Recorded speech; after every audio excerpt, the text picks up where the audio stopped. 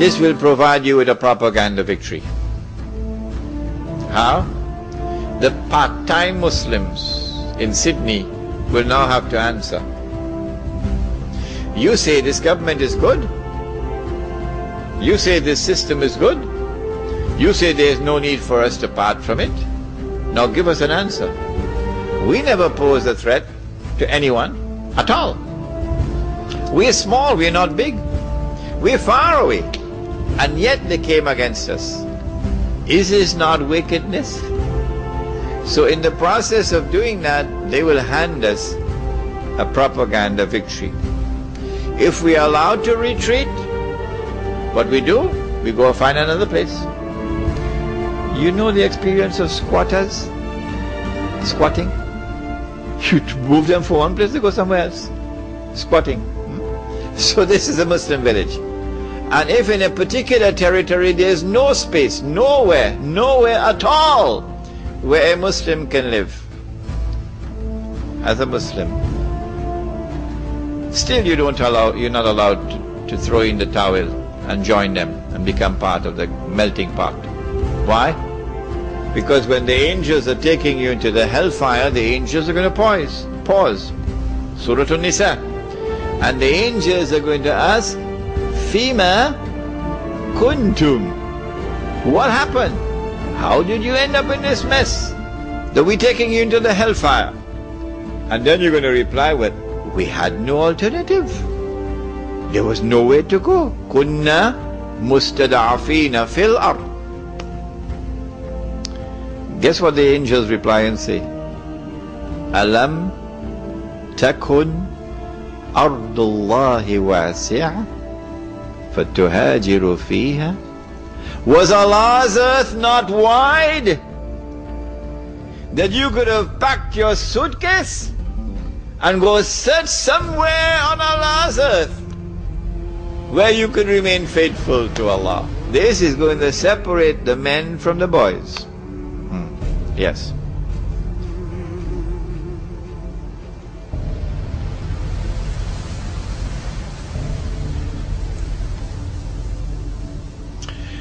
When Muslims are shy in sparing even $5 a week, what is the prospect for such Muslims to form a Muslim village? I said it. I anticipate those who are 17, 18 and 19 and 20, 21 and 32 who come to attend my lectures or who listen to the tape recording when I'm gone. I said I think these are the ones, the young ones. Allah will put a fire in their hearts and these young ones will build a village. But if the old people want to come along, they're welcome. They're welcome. However, to buy the initial land, you have to find capital. So you have to find those in whose hearts Allah has put a love for the deen and who are prepared to invest, not to give, to invest the capital. Because once the land is bought and you got permission from municipal authorities for housing on part of the land, you can now sell house plots at a very moderate price and recover money which was invested.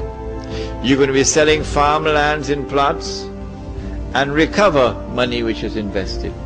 So the money which was invested will be recovered. It's not charity. When the Muslim village is established, people who are poor can come now and live in this village. Because you don't need 500,000 Australian dollars to buy a house. What happened? Yours cost more than that? So you don't have to borrow money through the front door or through the back door. Because in Indonesia, I told you, the Muslim village will have bamboo houses. Beautiful bamboo houses. And when the Messenger of Allah returns, you know which one? Nabi Isa alayhi salam, and you offer him a choice. The bamboo house or the $500,000 house, guess which one he's going to choose?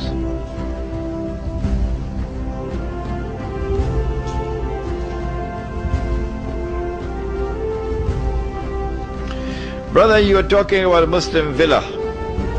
A Muslim villa? But in Sydney, the majority of Muslims live in Lakemba and Auburn, and these are areas known which is a crime zone in Sydney. How can you overcome the situation? I like this question. You know why?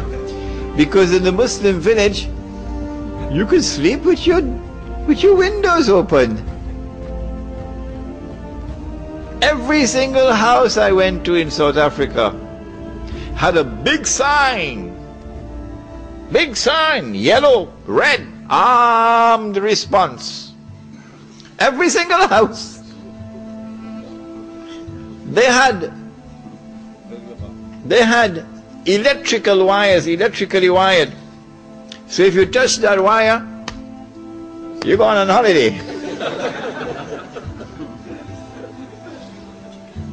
Inside the house, not outside, inside the house, you have to go through burglar alarms. Inside the house. And then the last one is where they're going to be sleeping. This is what I saw in South Africa. So I said to them, in the Muslim village, you could sleep with your window open. Why? Because the village will have its own collective security. This is private property. No one can enter this city, this village, without our permission. Okay? And we have one entrance into the village. You're going to pass through that entrance. The village will have its patrols. So you're not going to sleep every night. No. Imam will have to spend 1 or 2 nights on patrol. Yeah.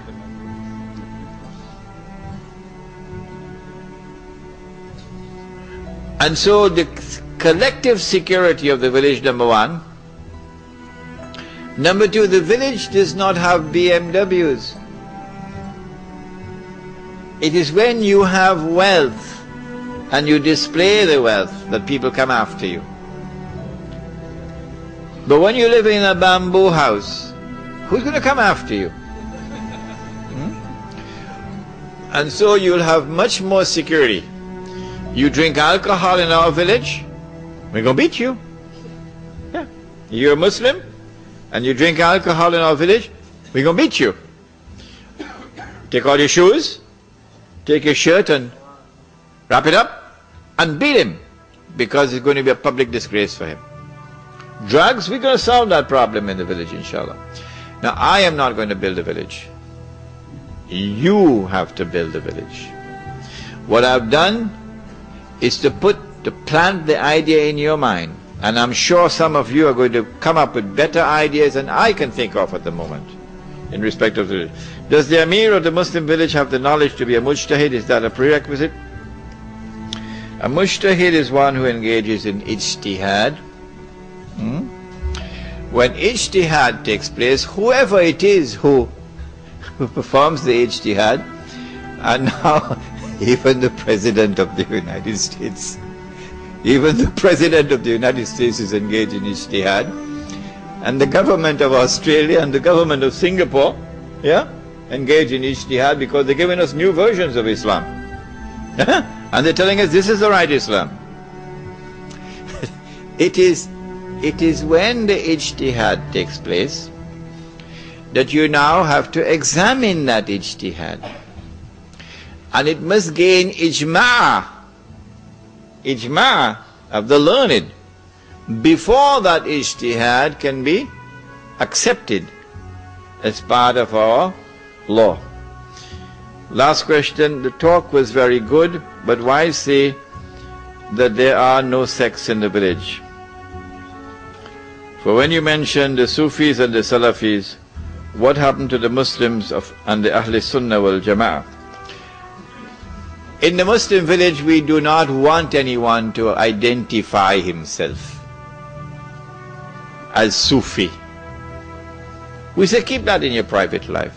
Insofar as the public life is concerned, you don't belong to any sect. Insofar as the public life of the Muslim village is concerned, you're only a Muslim. That's all.